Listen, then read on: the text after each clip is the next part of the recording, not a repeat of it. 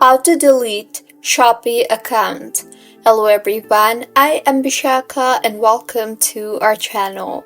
I will take you through the step-by-step process on how to delete Shopee account.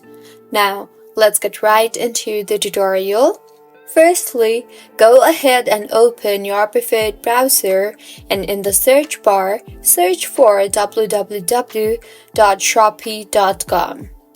Now, select the country you currently reside in from the options, and now make sure you are logged in, and further tap on your username you see on the top right of your screen. In the pop-up menu that appears, you will see the option for My Account. Tap on that. Now, on the left side panel, tap on the Privacy Settings option. You will now see the option for Request Account Deletion. Tap on the Delete button beside the Request Account Deletion tab. You will then be shown with the guidelines regarding the account deletion. Briefly go through them, and if you agree on them, then tap on the Proceed button.